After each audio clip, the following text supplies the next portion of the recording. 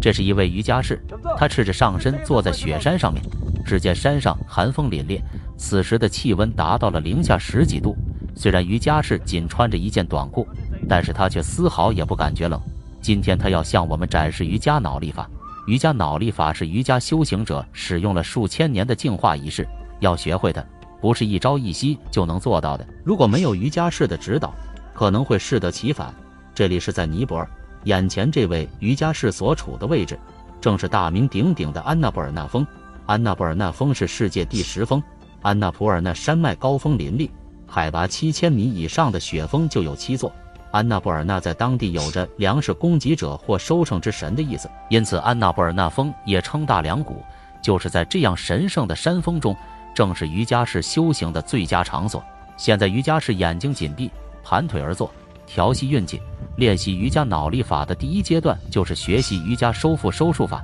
即把腹部肌肉内收上提。首先进行深呼吸，然后呼出腹部的所有空气，让腹部处于完全放松的状态。接下来是假吸气，嘴巴紧闭，收缩喉部肌肉，想象你正用肺吸气，实际上没有空气被吸入，因为你的喉咙此时是封闭的，隔膜产生的压力试图将空气吸入肺部，导致腹部的内容物被吸入并向上，这就是造成下腹凹陷的原因。这感觉就像腹部的东西被吸力轻轻向上拉。第二阶段就是火的扩张，保持喉咙紧闭，慢慢的释放假吸入物，有节奏的重复这些动作。第三阶段就是中央脑力法，收缩腹部肌肉，从而在腹部的中间形成一道肉脊。第四阶段就是左侧脑力法和右侧脑力法，分离腹直肌的左右两边。第五阶段就进入了脑力法，通过在中央脑力法、左侧脑力法和右侧脑力法之间的平稳切换，使腹部不停滚动，看起来就像洗衣机滚动一样。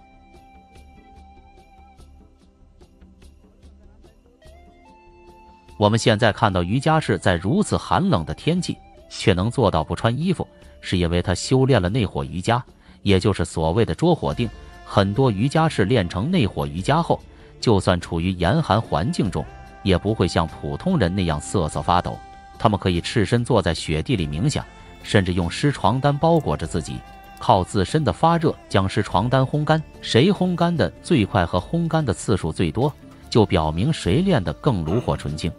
就拿眼前这位瑜伽士来说，普通人即使是穿着厚厚的羽绒服，在这里也会冷得瑟瑟发抖，更别说像这位瑜伽士那样赤着身子了。随着一声呼气，瑜伽士又开始抖动腹部，让腹部肌肉上下抖动。几秒钟之后，瑜伽士又让腹部恢复原状，让腹部处于放松状态，然后又重新调息运气，收紧腹部肌肉，双手合在一起，双手伸展，不停地上下滑动，看起来就像是鸟飞翔的动作。我们不知道这个动作的作用何在。没多久，瑜伽士开始双手举过头顶，双手合十，然后就像是洗澡那样，将手臂、腋窝和腹部搓洗一遍，紧接着又开始抖动腹部。